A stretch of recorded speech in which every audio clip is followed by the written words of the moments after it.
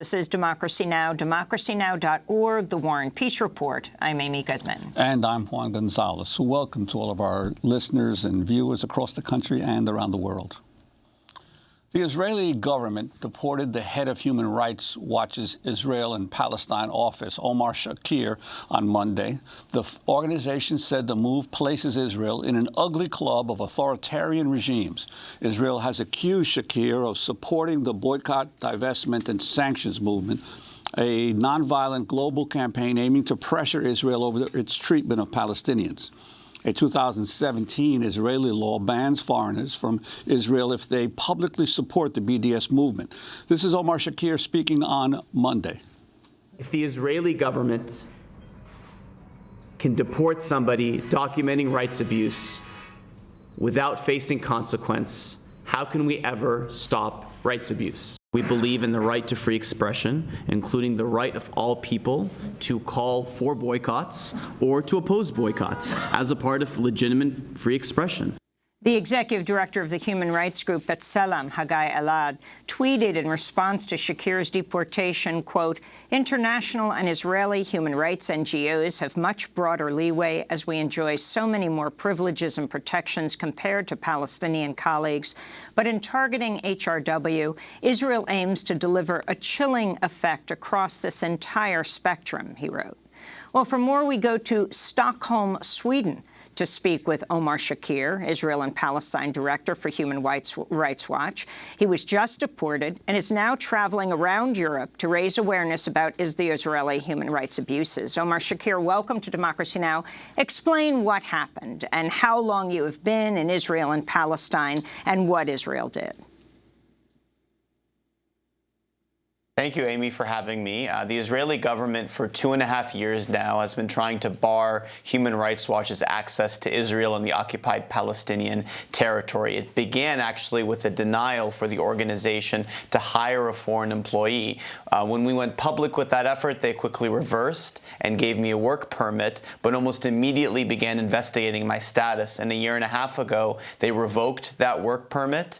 We challenged that decision in court. It was upheld up to the Israeli Supreme Court, and yesterday I was deported over my human rights advocacy.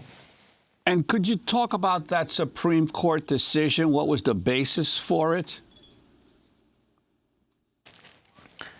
The Israeli Supreme Court essentially interpreted the 2017 law that you mentioned earlier that instructs the Interior Ministry to deny entry to boycott supporters to apply to rudimentary basic human rights advocacy. The Supreme Court, in essence, said that if you challenge the legality of Israel's settlements, which is a war crime under international law, which has been established over many decades, you, in essence, are attacking the legitimacy of the state of Israel. And as a result, you are harming Israel, posing a threat to the country, and that the state is legitimate to deny you entry and therefore deport you. So not only is Israel, which calls itself a democracy, deporting a human rights defender based on their peaceful advocacy, but actually they're even going a step further and acknowledging that they're doing it with the court's stamp of approval over human rights work based on international norms. Human Rights Watch has never taken a position on BDS.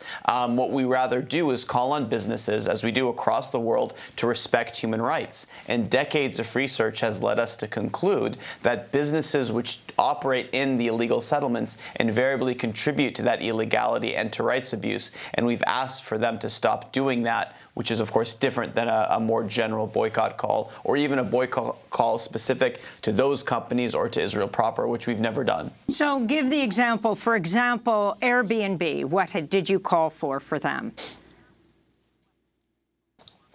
Sure. So a year ago, we released a report that documented the way in which Airbnb's listings in illegal settlements invariably contributed to rights abuse. They were renting properties on land stolen from Palestinians who themselves were not allowed to stay there. This is land in which Israeli settlers, received permits to build, where Palestinians are denied those permits. They also are operating, on land in some cases where we were able to establish is privately owned by Palestinians who themselves can't rent there or benefit from that rental. So we called on Airbnb to delist in settlements. We did not call for a boycott of Airbnb. We did not call for Airbnb to stop doing business inside Israel proper. We were holding Airbnb to the standards under the UN guiding principle, the same things we do, whether it be dealing with cotton picking in Uzbekistan or tech companies in China. We call on all companies to respect international law, which is different than calling for them to boycott, Israel, or much less calling on consumers to boycott that company. Now, has what happened to you, this deportation, happened previously to any Human Rights Watch researchers? And if so, were these countries democracies, as Israel claims to be? So this is the first time that a country that, self-proclaims itself to be a democracy deports a Human Rights Watch staff member. And in barring access to our staff, Israel is joining the ranks of countries, like Venezuela, like Egypt, like Iran, that have barred access to Human Rights Watch staff members. Human Rights Watch has been documenting human rights abuses in Israel and in Palestine for nearly 3 decades now. And while Israel has restricted our access to the occupied Gaza Strip, we've had unfettered access for this time to Israel and the West Bank. This is the first time they've deported us. It's the first time anyone that had legal status in the country has been deported under this 2017 law. And of course, they're doing so in a way that is aimed to send a chilling message to other rights organizations. Human Rights Watch Executive Director Kenneth Roth criticized Israel's decision to expel you, Omar Shakir. It's about Human Rights Watch. There's no point replacing Omar because our next researcher would have the exact same problem that Omar did. If Israel can pick our researcher, if Israel can preclude certain topics, imagine what other governments will do. China will say you cannot monitor Xinjiang. Saudi Arabia will say you've got to leave Yemen alone. If you could take that from there, Omar Shakir, and what you're planning to do right now. Absolutely. I mean, Human Rights Watch, for us, this is a principled issue. We're not going to let any government have a veto power on what issues we work on or what we cover. So our message is quite simple. We will continue the work with me at the helm directing the research from one of our regional offices, starting just across the river in Jordan. One of our regional offices, I should mention, that does not censor our work the way that Israel does, despite our criticism. So we're going to continue to work on the same issues, with the same intensity and the same vigor. And in fact, I think this sort of decision really pushed us to redouble our efforts, because a government that has no qualms about deporting a representative of one of the world's largest human rights organizations certainly has no problem doubling down on the rights abuse that we were documenting in the first place. A half-century-long occupation defined by institutional discrimination and systematic rights abuse, and including what's happening in the Gaza Strip, a decade-long plus closure that includes a generalized ban on travel, nobody in, nobody out, outside of exceptional circumstances. So while, this decision certainly has been difficult, on a personal level, Israel-Palestine has been my home for the last 2.5 years. I think about those that are not able to travel at all, not just the people of Gaza, but my colleague at Amnesty International, who just a few weeks ago was issued a ban to leave the occupied West Bank to Jordan and previously to Jerusalem on undisclosed security grounds. What appears to be another attempt to stifle the work of human rights organizations. Let me go to that issue of the Amnesty researcher. In October, Israel issued a travel ban against Laith Abu Zayad, a Palestinian campaigner for Amnesty. Israel prevented him from departing from the West Bank for Jordan, where he was planning to attend a relative's funeral. Israel also denied entry to Congress members Ilhan Omar and Rashida Tlaib, later granting permission for Congressmember Tlaib to visit her family in the occupied West Bank on humanitarian grounds, but she rejected the offer, which included the condition she not promote the Boycott, Divestment and Sanctions movement. Israel's also issued a series of travel bans against Omar Barghouti, the founder of BDS movement, and Shawan Jabarin, the director of the Palestinian rights organization Al-Haq. Can you comment on these? Absolutely. I mean, this decision is coming amid a context in which there is a systematic assault on human rights organizations. And there's a reason why the Israeli government is doing this. They are trying to silence the messenger instead of dealing with the core human rights issues that are taking place on the ground. But the reality is that these efforts are failing.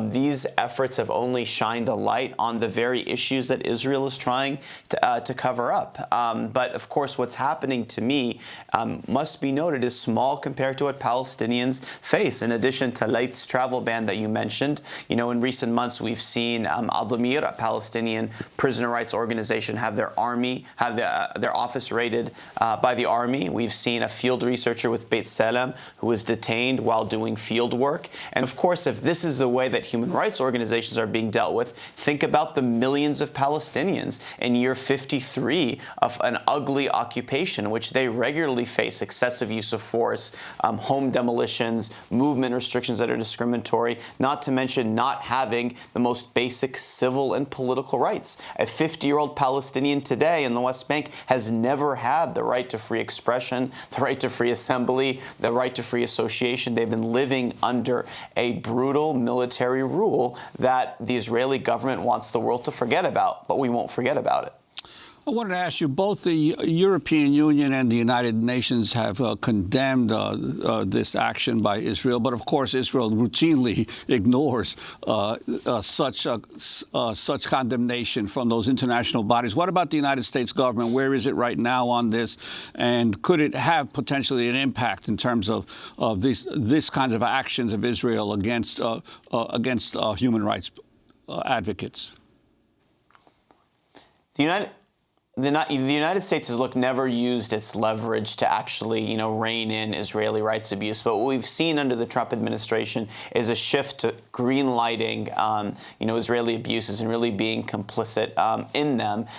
In my case, of course, the U.S. Embassy attended each one of my court hearings up to the U.S. Supreme Court on a working level. We had a regular conversation. The State Department did make a statement, over the summer indicating their support for free expression and their concern about the case and such. But obviously, we didn't see the same kind of strong principled position in protecting the work of civil society groups that we saw from a range of other governments around the world, including, the European Union, but also, Germany, France, many others, as well as civil society groups, not only Palestinian and Israeli, but international, including groups, Jewish American organizations. So the reality here is the United States, whether it be on settlements with the declaration by Pompeo recently, whether it be on Palestinian refugees, or whether it be on protection of human rights defenders, the increasing, relationship between the Netanyahu and Trump administrations only highlights their isolation, because in every other case, the world has stood around the principled issue. The world sees through my deportation and sees it for what it is, an attack on the human rights movement. Finally, in a sharp reversal to more than 40 years of U.S. policy, the Trump administration announced earlier this month that no longer views Israeli settlements in the occupied West Bank to be a violation of international law. In 1978, the State Department issued a legal opinion stating settlements were, quote, inconsistent with international law, and every U.S. administration, Democratic and Republican, has upheld that. In 2016, a UN resolution declared the settlements a flagrant violation of international law. But now Secretary of State Mike Pompeo has announced a reversal in the U.S. position. Israel's embattled Prime Minister Benjamin Netanyahu, who's now been indicted, welcomed Pompeo's announcement as a historic day for Israel. I wanted to play the clip of Palestinian Chief Negotiator Saeb Erekat condemning the U.S. decision. Israeli colonial settlements in the occupied Palestinian territories, including East Jerusalem, are not only illegal under international law, they are war crimes. Once the Trump administration decide to undermine international law, once they become an administration that's pro-Israel's occupation, pro-Israel war crimes, this is constitute a major threat to international peace and security. So that's Boycott, Palestinian negotiator. Omar Shakir, your final response. Look, I think the U.S. declaration is a sign of their weakness and their irrelevance. The reality is Trump cannot change decades of established international law that settlements are war crime by decree, as much as he may want to. This is not a controversial point. The Article 49 of the Fourth Geneva Convention makes clear that transfer of one's civilian population to territory acquired by war is impermissible, and it's quite clear that Israel wants to have its cake and eat it too. On one hand, it wants to say that settlements in the West, are not illegal, and in some cases even saying that the West Bank is not occupied. But on the other hand, they don't want to give Palestinians the human rights that they would deserve, including the right to have, full political rights in that kind of arrangement. What we're facing is the increasingly clear reality today.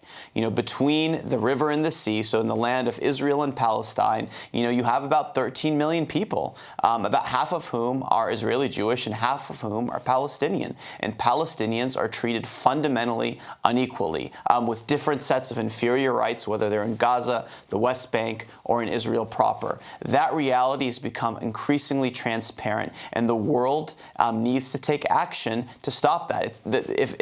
If anything is clear, the fact that international outrage did not stop my deportation should make critically clear that the only way we're going to be able to stop these abuses from continuing is going to be action and heightened action from the international community. I will continue to do this in my role at Human Rights Watch, and we'll continue to do it with our Israeli and Palestinian partners. And I'm confident that I will be back to Israel and Palestine one day. And when that day comes, I believe it'll be a day in which human rights and equality is the baseline for all people that live in the land, not what it is now, exclusive to only one population.